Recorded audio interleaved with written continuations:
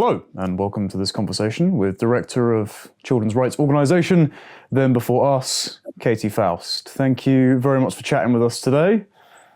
Great to be with you. Thank you. The joy is mine. Yeah, well, you sent me an advance copy of your new book, Raising Conservative Kids in a Woke City, which you co-authored. I did also read your other book, Then Before Us.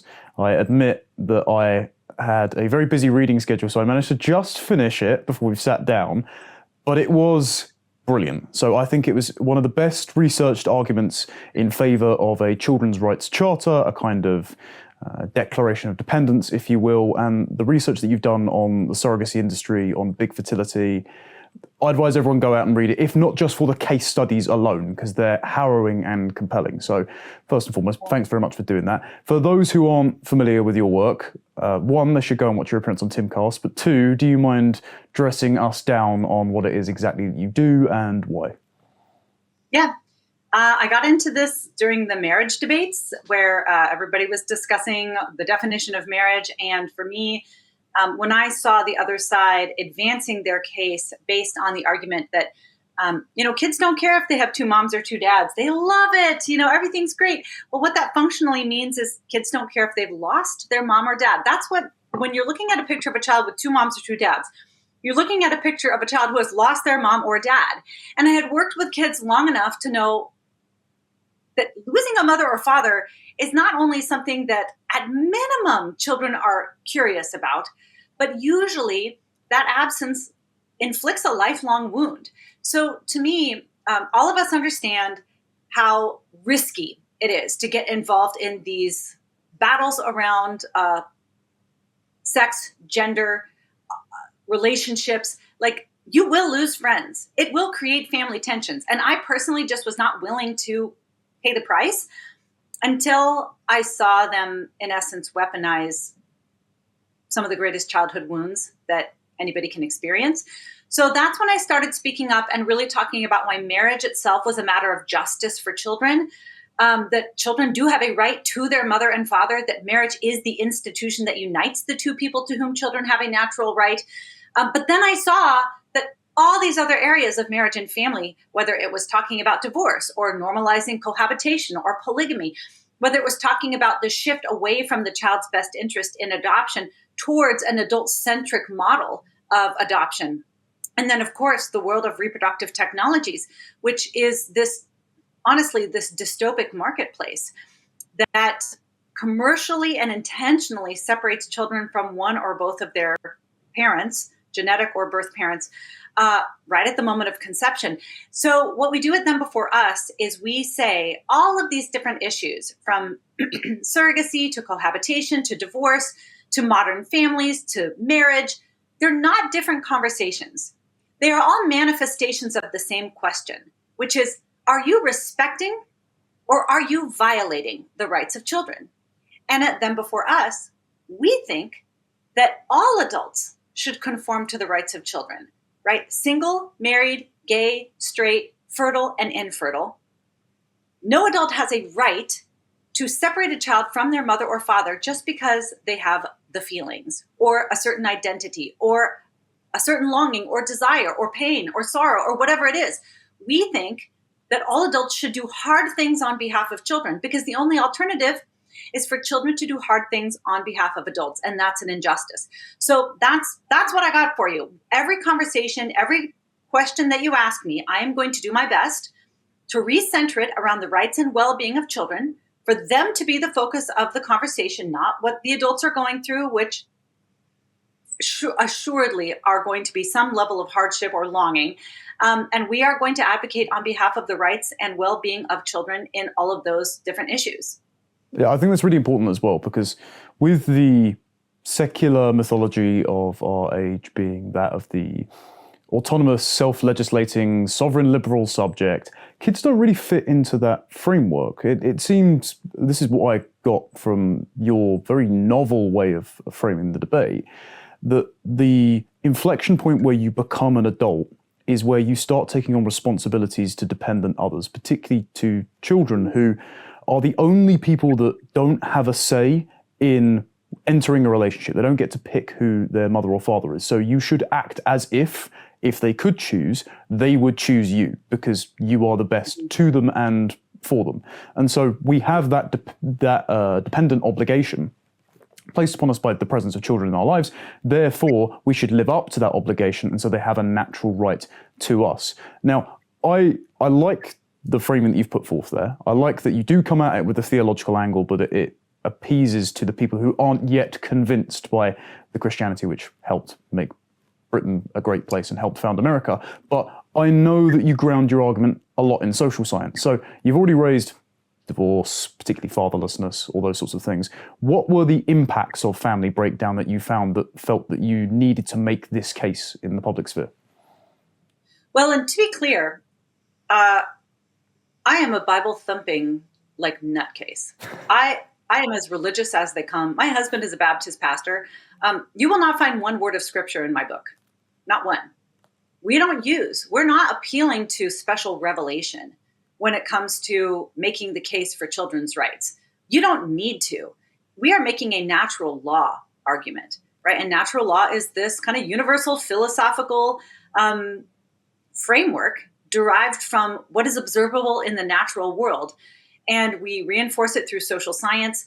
But the main thing that we do that nobody else has done is we have actually collected the stories of children raised in these modern families so you can look them in the eye yourself and say, did love make your family? And the answer is no, loss. Loss made their family. So what are the issues that are the most compelling? Ultimately, and this is everything hinges on this. Everything hinges on this. And that is that biology is hyper relevant in the parent-child relationship. Now, that flies in the face of the cultural mantras that we have been endlessly reciting since the sexual revolution. It rebukes the major legal changes, the major legal overhauls that we have made to the family since no-fault divorce in the 60s. And it absolutely destroys the idea that children are items to be cut and pasted into any and every adult relationship as long as they can draw up the contract and purchase the sperm, egg, and womb. So biology, we spend chapter 2 of the book talking about why biological parents are the most connected to, invested in, and protective of kids. And here, there's no paucity of data.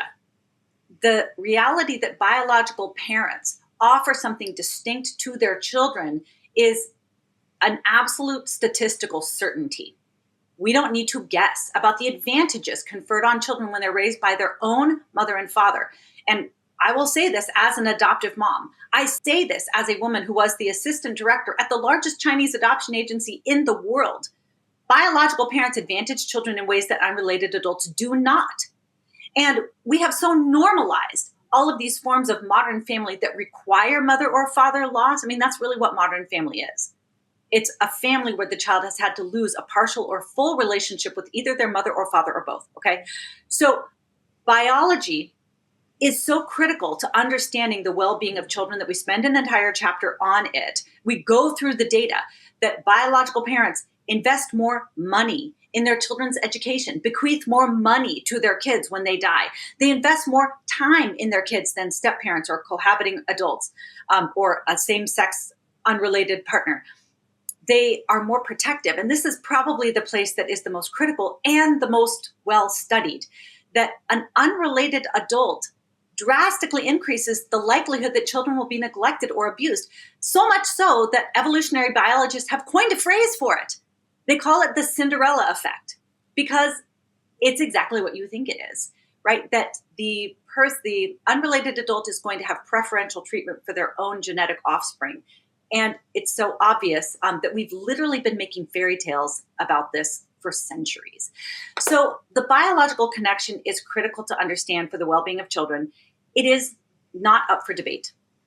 I mean, it is if you want to live in ideology world, but if you want to live in the natural law world, the social science world, or just the stories of the children themselves that have been passed down through, Snow White, and you don't really have a case against the importance of biological connection.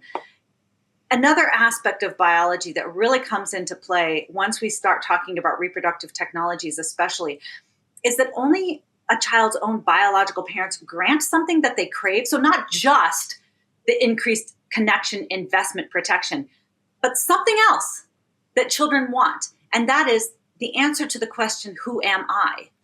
It is very hard to answer the question, who am I? That existential question that every human asks at some point, especially beginning in adolescence, unless you can answer the question, whose am I?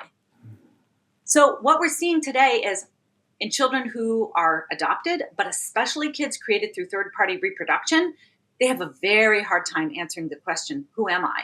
Because they don't know whose am I? And that is actually why in the United States, there has been a drastic shift in adoption best practice for the past 50 years. Like in the 60s and 70s, almost all adoptions were closed adoptions. Like they're like, why did these kids need to know who their birth parents are or even that they were adopted to begin with? That doesn't matter, right? Just safety and love and care and having a mom and dad, that's what matters. But now adoptions in the United States are 95% open.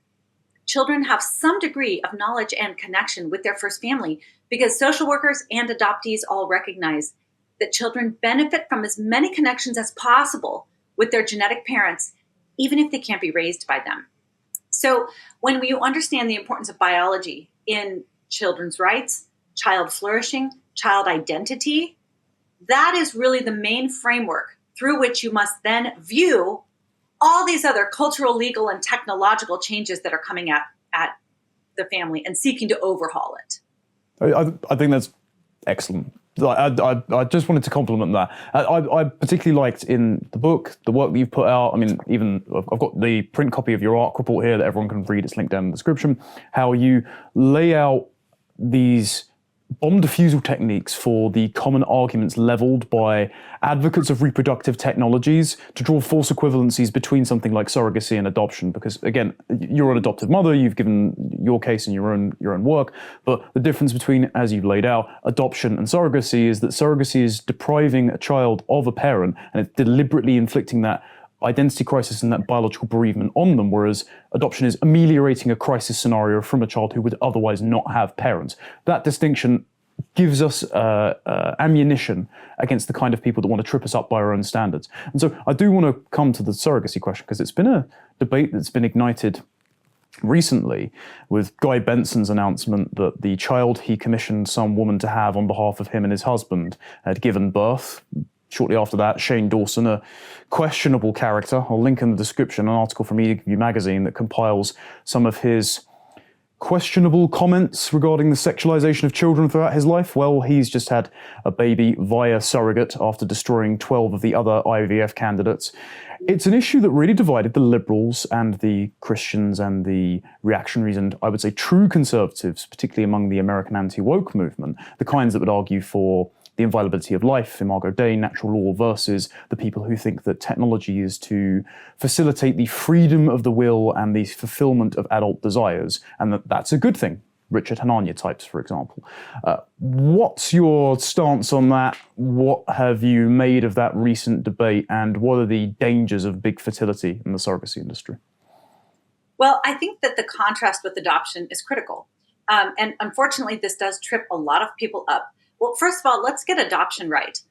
Adoption is a just society's response to children who have lost their parents. It is the recognition that children have suffered a primal wound, a significant loss, and it is society's attempt to mend that wound. That is what adoption is. And I will tell you, as an adoptive mom, adoption is suboptimal for the child. Even though adoptive parents are on average, wealthier, better educated, and statistically even spend more time with their kids. They are the exception when it comes to the unrelated adult. That adoptive parents statistically spend more time with their kids than even the average biological parent. Adoptees still do not fare as well because you cannot destroy and deconstruct and detach a child from their mother or father and expect them to just bounce back and be fine. Children are not magnets that you can separate and instantly reattach to whatever adult shows them love and care. Like there actually is a critical bond, especially that takes place in utero between mother and child. And on that foundation, children will build all their future relationships of trust and attachment.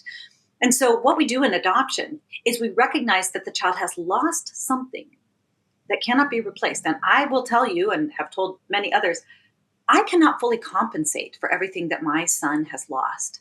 But his father and I will do everything that we can to graft him into our family as if he had been born to us and seek to mend his wound. So adoption is a just society's response to children who have lost their parents. Reproductive technologies in general and surrogacy specifically is manufacturing, usually through commercial processes, that very loss. Now, here's the big difference. There's several differences that we go through between reproductive technologies and surrogacy. Adoption and surrogacy. Why adoption is a child-centric institution. Why adoption, when it's properly understood, does support children's rights, but surrogacy violates children's rights. So let's just look at a few of those reasons. Number one, in adoption, the child is the client. If adoption is done right, every child that needs parents will find one. But not every adult who wants a kid is going to get one. The goal is to serve the child.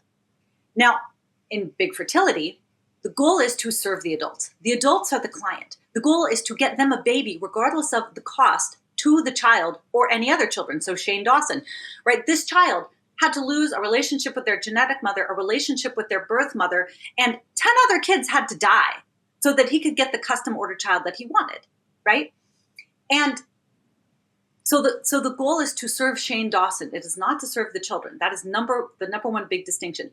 Number two, in adoption, adults do hard things on behalf of children. So my husband and I, and a lot of your listeners and followers who have adopted, you understand that it's not easy to adopt, because it should never be easy to attach an unrelated child to an adult because of all of the risks that unrelated adults pose to children. So adoptive parents like your listeners, adoptive parents like my husband and I, we went through months of screening and vetting and background checks, home studies, references, training, post-placement reports. We had people supervising us, evaluating our own children, looking at our finances, looking at our physical health. And there was no guarantee that we were going to have a child. The goal was for us to do hard things. We had to do hard things to prove that he would be safe and loved in our home.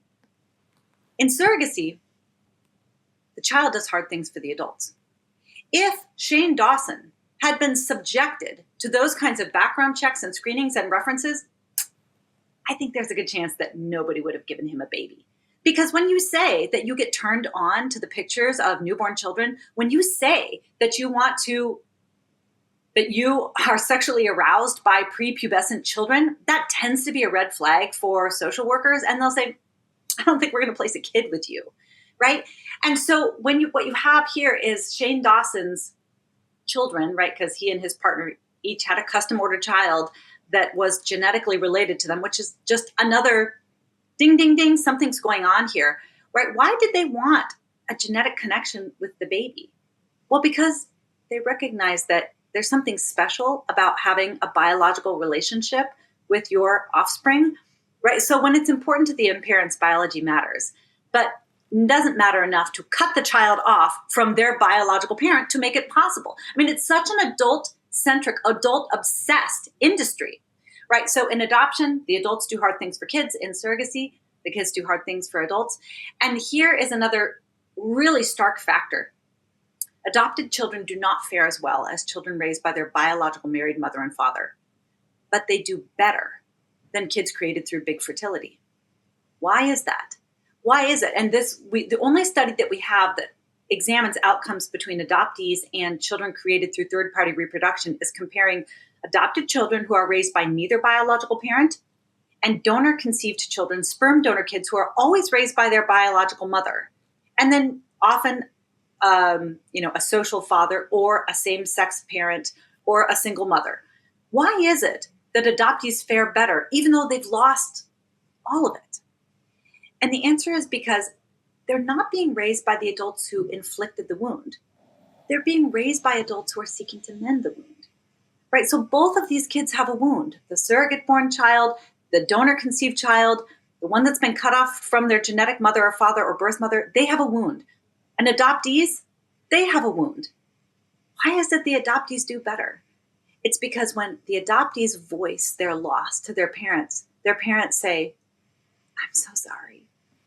That must be so hard. maybe we can write your birth mother another letter this Christmas and just send her an updated photo. What do these parents say? You should just be grateful to be alive. Do you know how much we paid to bring you into this world? And yeah, honey, you don't need a dad. Love makes a family. You should be grateful that you have two moms.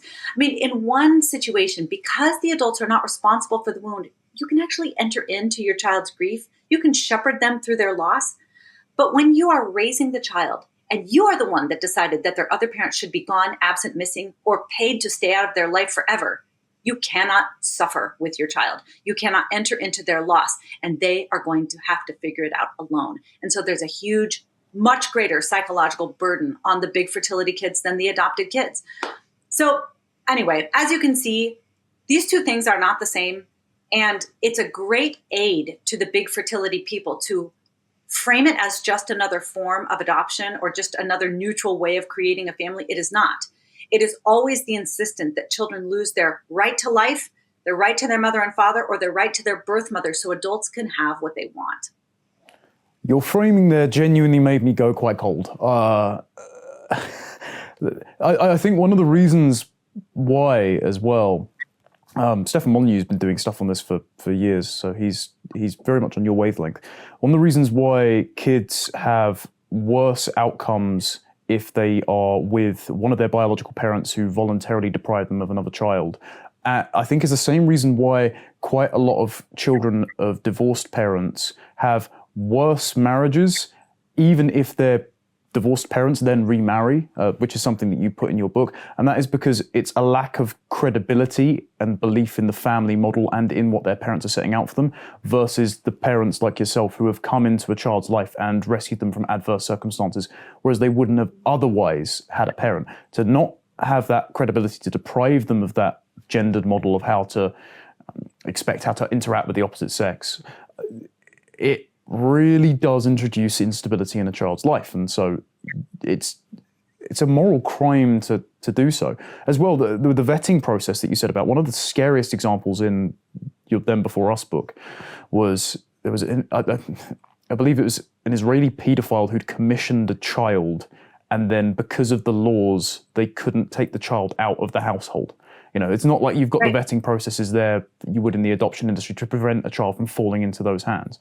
So, yeah, the idea that children should be grateful just to be alive, just to satisfy their parents' desires in that way, without any safeguards against them being put in compromising situations like that, and to permanently destabilize them from having their own families, even if family seems to be so important to their parent that they defied biology and nature to have them.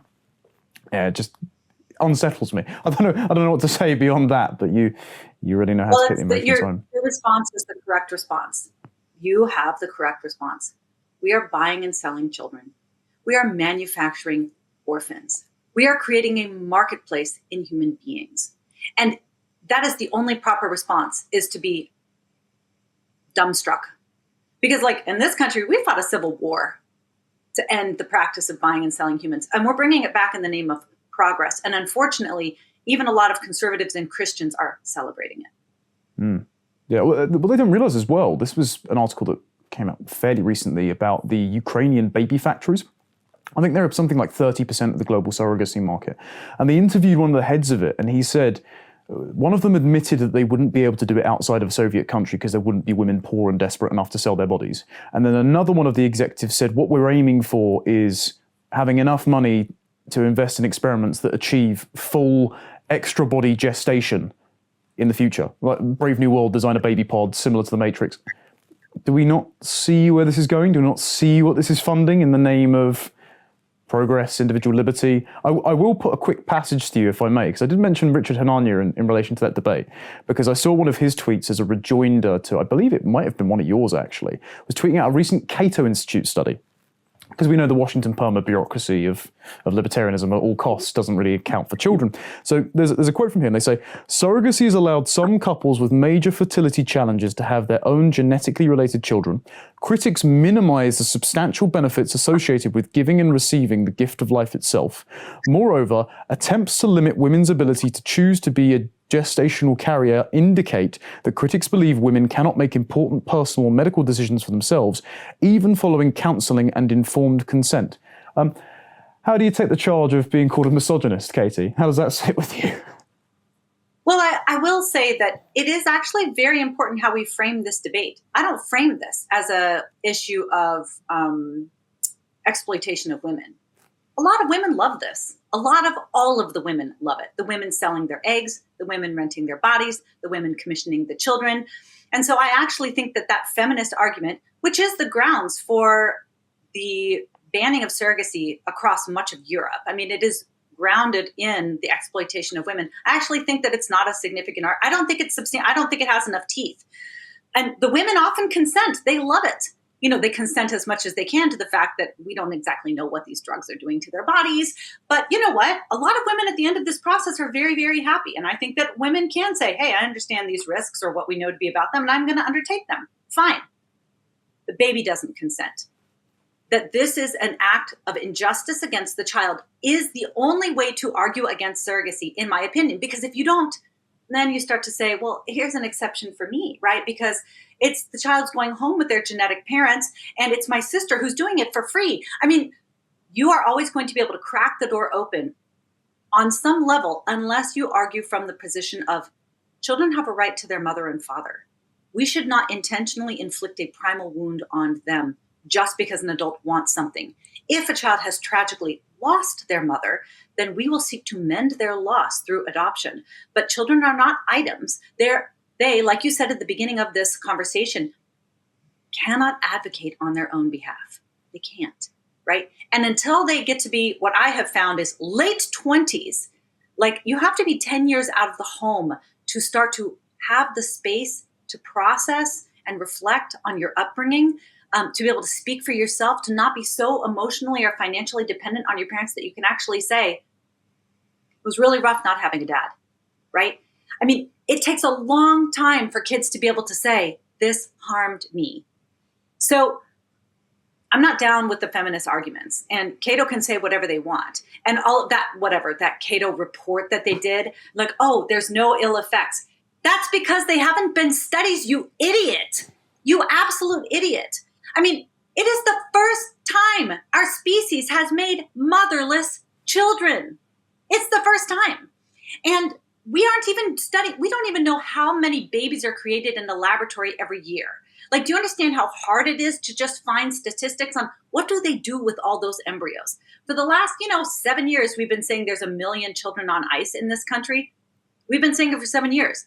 I'm sure that it has increased, but we don't know because there's no requirement for tracking or record keeping. What happens to these babies? How many of them are donated to research? How many of them make it to be born alive? I mean, the best that we have is about 7%, but that's from these, like throwaway leftover numbers that some fertility industry agents would choose to disclose at certain points.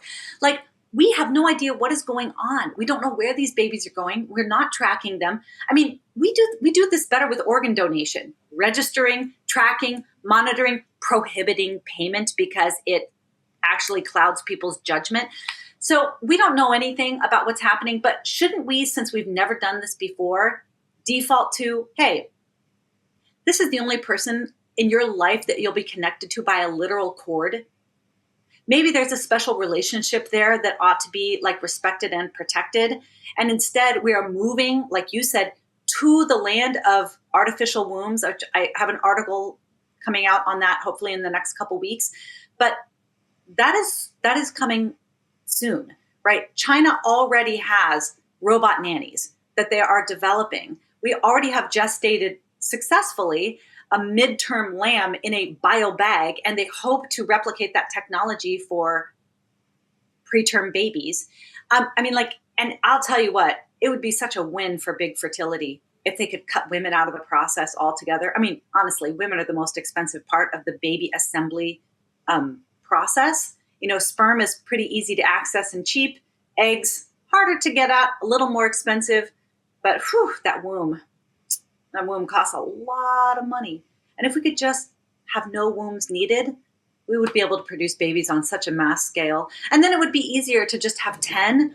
Like, let's just put 10 babies and 10 different artifacts. We'll have that robot nanny adjust the oxygen level and the nutrition level. And then, of course, if there's a baby that doesn't have this genetic markers that we want, isn't like thriving the way we intend to, then those can just be donated to research. And then we'll keep the two that, one boy, one girl, and the hair color that we like. And then, we'll see how they do. And then, here's the other thing. It's such an inconvenience when you want to terminate a baby in a surrogate who has actually grown attached to the child. They can be so resistant. Those women, sometimes they won't let you carve the child up and kill them because they love them, even though they're not genetically related. So, boy, it would be a lot easier if we could just terminate those babies without the emotional involvement of a real life woman. I mean, do you know where we're going? It is nuts. And honestly, conservatives and Christians need to get this damn straight right now, because we are moving into a place that honestly, like Orwell could never have foreseen. Well, if Them Before Us gets all of its goals accomplished and you shut down the organisation, at least you've got a surefire career in the future of playing a movie villain, because bloody hell, that was the most convincing steel man of a dystopia I've ever heard. There was... Oh, yeah. Sign me up, baby. I got you. Yeah. Well, there was a particularly horrific story recently where a gay couple in California had commissioned a woman to be their surrogate. She found out she had breast cancer and wanted to undergo chemotherapy to save her own life. And they said, well, it might damage our genetic material in the child, and we don't want our genes out there with a disability, so terminate it immediately. So they forced her to have an early delivery, and then unfortunately the baby died during the delivery process. No consideration for the well-being of the child there at all. Yeah, big fertility, right? Especially when you're paying 6 figures for a child, which is typically what a surrogacy will run you. Abortion functions as quality control and quantity control. Like, this is a way to make sure that you not just get the baby you want, but you get the baby that you want when you want it. I mean, they didn't want a preterm baby with all of the accompanying possible long-term health risks. And even though she had lined up people that would have loved to adopt this baby, they didn't want somebody else raising their baby. So again, genetics matter when the adults want it to matter. And if they don't want it to matter, it doesn't matter. I mean, this is such an adult-obsessed world. We have got to start to recenter the conversation around the rights and well-being of kids. There was also a really disturbing bioethics journal entry last year. I don't know if you saw it, but they were trying to argue that the bodies of comatose or dead women could be used as surrogacy chambers with their express consent before they died, of course, and with payments to the family, because there's absolutely no perverse incentives to forge a will there. Yeah, really, really creepy. So as for the legislative framework around big surrogacy, children's rights, obviously you've been involved in advising even to the level of the UN, who have said some spurious things in the last little while around whether or not children can consent and things like that. What would you advocate for in terms of regulating big fertility? You need to ban all third-party reproduction. It is the buying and selling of children. And then you need to take a very, very hard look at IVF in general. Once you're making babies in laboratories, it's very hard to say, hey, you can't buy and sell those babies. You can't separate them from one or both genetic parents. And so Germany has some more realistic limitations on it in terms of making sure that we don't have a human rights crisis of 1 million plus humans stored on ice. You have to look very, very seriously at limiting IVF. It's so fascinating to me, those people who are on the right who are like, what's the big deal? IVF is just about babies, and don't we want everyone to have babies? There was a massive freak out in this country after the Dobbs decision was announced, in essence saying, by fertility doctors, saying, hey, if this trigger law goes into place and my red state defines life as beginning at conception, do you understand that our fertility business is going to have to close and move out of state? Because if you believe that babies are humans at the moment of conception, that destroys our business model, because the vast majority of embryos that we make in a laboratory are not going to make it, or they're going to be graded and deselected, or they're going to be determined to be the wrong sex and donated to research, or they're going to be frozen and saved for a later use, or they're going to be selectively reduced, which is aborted 12 to 20 weeks because we don't like how the child is developing, or there's too many.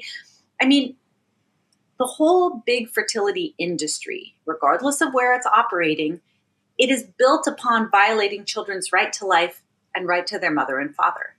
There's no profit doing it any other way, and there's really no market for doing it any other way. So if we're going to look at this from the perspective of the rights of the child, we will have conversations about severely limiting or eliminating IVF, and we will ban all forms of third-party reproduction, which really categorically is child trafficking in the strictest sense of the term. I'm completely on board with that. I think that's going to be a real fissure issue in the anti-woke coalition between the liberals, libertarians, and conservatives and Christians in the years to come. But wish you all the best with that particular battle. If I might switch gears slightly then, because that was your 2020 book. The book that you've just released with Stacey is about your experience, the threats that kids face after emerging from the womb, even if they have two loving parents, being trapped as you are on the West Coast, surrounded by people that want to corrupt them constantly. A lot of it was anecdotal because you've done seemingly an excellent job of shielding your own kids from all of the wokeness that has pervaded schools. A lot more parents have become aware of what's on their curriculum, be it critical race or queer and gender theory, since monitoring their remote learning stuff under lockdown. What do you advise parents do to shield their kids from the creeping ideology that they're seeing in the education system? Well, Stacey is an incredible co-author, and we fill the book with, well, we've outlined 10 different chapters for you, right? 10 different chapters that identify different principles that will help you to inculcate a robust, conservative worldview in your children.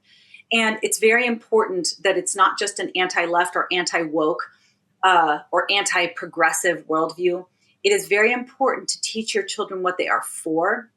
And so that's why that's why the title is Raising Conservative Kids in a Woke City. You need to teach them to be for conserving the best principles from the natural world, the world of economics, the world of biology, and real history. So the book is about, first of all, you yourself have to become an expert on these topics. You want your child to be able to resist indoctrination. You want them to be able to spot the lie. You want them to be able to stand alone if needed. You want them to be able to rebuke or rebut a teacher or a friend who is coming at them with something that, somebody who is trying to advance a destructive or distorted ideology. If you want that in your child, you have to go first. They first have to see you being that kind of person. They have to see you engaging in arguments respectively. They have to see you listening to great podcasts and watching great videos. They have to see you reading great books. And then you slowly bring them into your world. Like there's a chapter 5, where it's sort of our discipleship model of I do, you watch. I do, you help. You do, I watch. I'm sorry, you do, I help, and then you do, I watch. It's the slow handoff. So first they see you living and articulating these conservative principles. Then they help you. You pull them in and they help you have those conversations or listen to that book. And then automatically around age 10, 11, 12, they will start to want to do this on their own. And then you are going to be at the point of helping them with that challenging assignment or helping them engage in that Instagram debate or whatever it is. And then by the time they're ready to leave high school, this slow handoff of years and years and years of watching you do it, helping you do it, you helping them, and then you're just sitting back and you're watching them do it on their own. So we've got lots of tips in there, but I want to say that it can be done. And not only can it be done, but this probably is how parenting should have been all along. We've probably been too relaxed for too long, thinking there's no major threats. If I just give them love and care and take them to church every now and then, that's enough. It is not enough. It is war. I mean, it's war in Seattle. I assume that I know that even if you're living in a red state or a more conservative country or place and your kids are going to private school, they've got friends with pronouns in their bios, right? They're listening and watching materials that are telling them the exact opposite of the good, the true, and the beautiful. And you have to be very intentional, very purposeful, and start very young to build in a robust worldview that can stand against the constant assault. So not only can it be done, but it can be done beautifully. And, the response that people give to Stacy and I is, I can't believe that you're living there and largely sending your kids to public school. How on earth did you do it? And the answer is, the world has gone so nuts, right? Leftism has become so outlandish that it actually serves as an incredible foil and proof of the goodness of a conservative and Christian worldview. It is very obvious to see which of those two ideologies is more hospitable to honest answers to their honest questions, which one aligns better with reality, which one leads to flourishing and health, which one lends itself to productivity and joy. And the answer is very obviously the world that is seeking to conserve the best of the biological, economic, and historical realities. Yeah, if you have a stable familial foundation, if your parents are proactively transmitting the wholesome cultural values that were once just the air in which the water in which we swim, the air in which we breathe, then you're inoculated on first contact with the sort of consensus reality of leftism that is funneled at you with every institution. It actually makes you a stronger advocate for the kind of American conservatism and Christianity that you wrote about in the book. I think that's also why, looking into the trans issue with a level of depth over the course of the last year, the recurrent theme that I've always seen of these 4,000-fold increase in particularly young girls going to things like the Tavistock Clinic and falling prey to the Lisa Lippman's term social contagion, rapid onset gender dysphoria. They're trying to achieve an escape velocity from an abusive or negligent home environment, from their maltreatment because of their sex, and taken in by friendship groups seeking peer approval, seeking validation online. So that kind of proactive inoculation against the messaging from the institutions is very good. I actually wanted to conjoin that with one of the final points that I thought to bring up, in that something that quite a few people like Jordan Peterson, Mary Harrington have hit upon is that those publicly funded institutions seem to be suffering from an excess of pathological compassion. This is the sort of devouring mother idea of where everywhere should be a safe space. You should never be offended or upset at any point. And a lot of this debate, as you said with the surrogacy debate, is always framed from what can mothers do? How is big fertility impacting mothers, not just their children? What's the role of young men who don't have kids yet, present fathers, men in public life? What do we do to assist the advocacy of the rights of children? Because I am interested. I just want to help as best I can. I hope I'm not sounding sacrilegious, but you need to increase and we need to decrease. That's what I would say. Is there is so much need for the masculine presence and the masculine voice in all of these institutions. And it's very hard because in all these institutions, you men are being demonized and fingered as the problem, right? These institutions are struggling because you horrible patriarchs. But the reality is that masculine leadership, I would say, so if I get to write another book, it is going to be called Headship. And it is going to be the importance of male headship in the home and in the church. In these two institutions responsible for human formation, God has ordained for men to be at the head. Right? Not men to be the chauvinist dominant, not women to be the doormats. That's not what real headship is. But there is a role for leadership by men in these two critical human institutions. And that's because we can't form humans properly without both the male and female presence. And the crazy thing about men is they need to be needed. And that's exactly why God said, here's this role that women literally cannot fill. We need a man to do it. And you look at especially the institutions of the family and the church and the parties that are saying, actually, women could totally do that. Women can be priests, women can be pastors, women can be the heads of the home. We don't need men in the home at all. And you know what happens when you make men optional? They leave.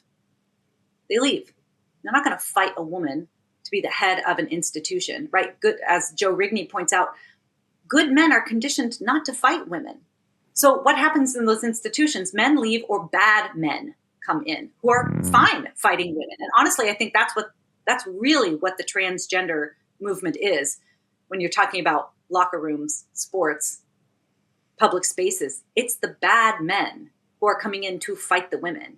So men are so important, so important. And, I personally, I will fight on behalf of children. I will lose friends and defend these principles because I know that children are being victimized. But I don't naturally like to fight.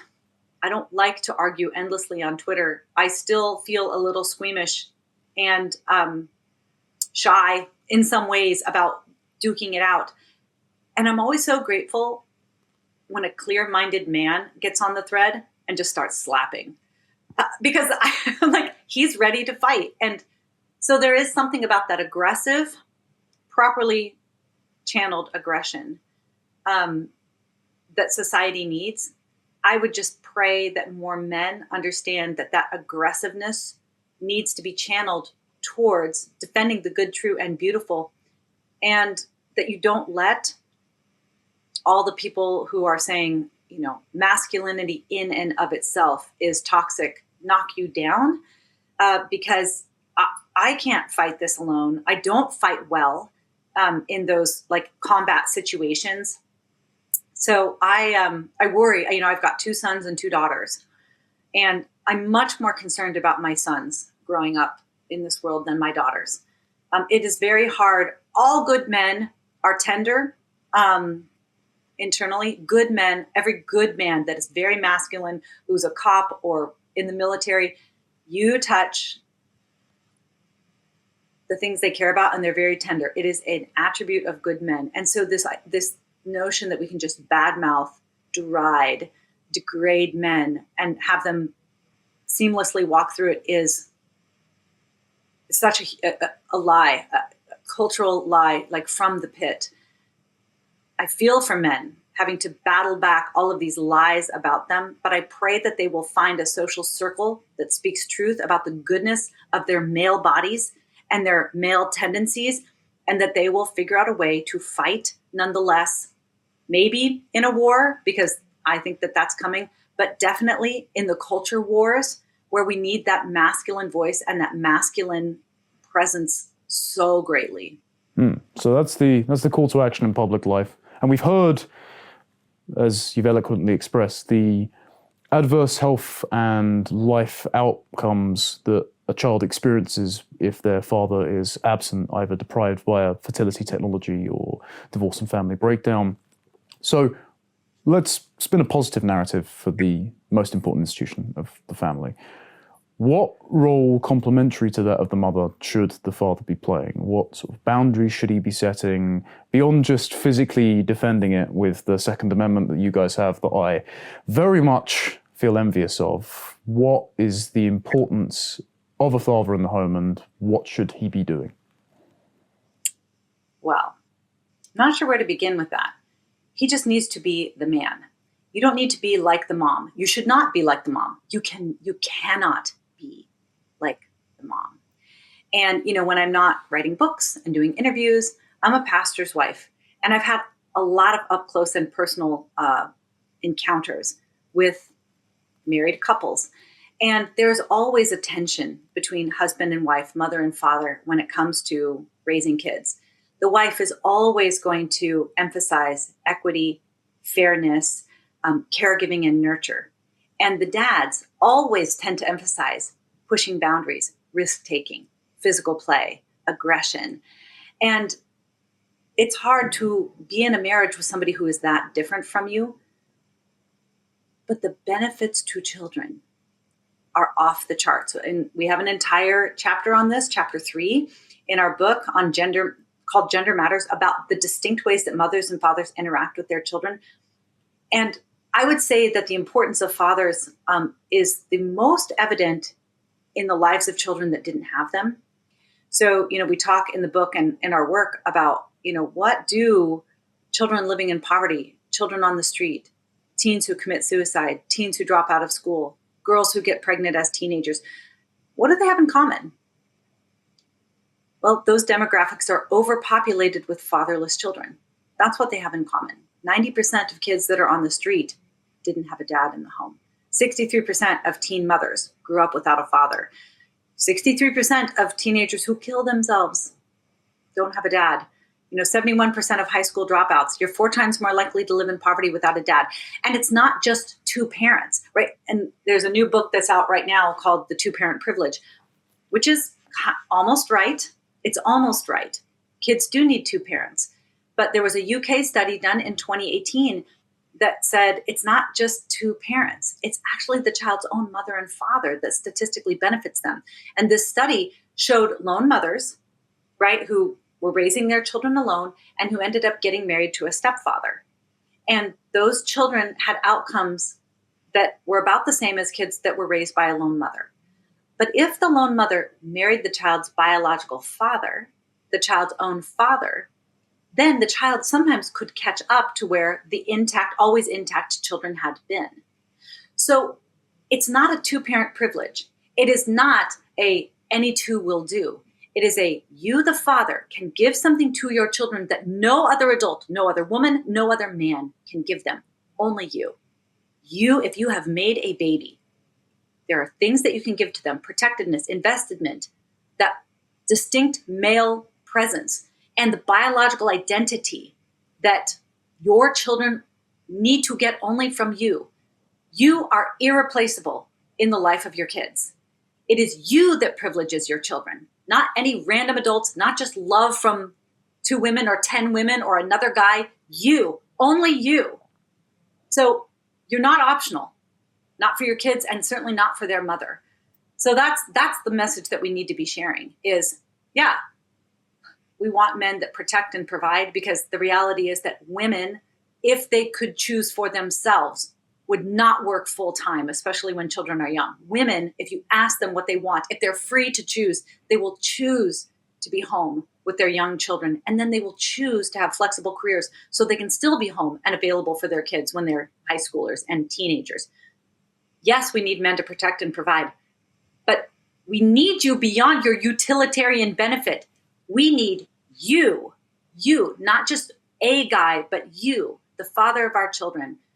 You give something to the kids in the family that no other human can offer them. So the role of the father isn't just protection and provision, it's also to be present. That's the third P. And I will take it up with Melissa Curdy because I'm hoping to speak to her soon because her book is next on my list. So that's Good. You've armed me with the framing, Katy. Thank you very much.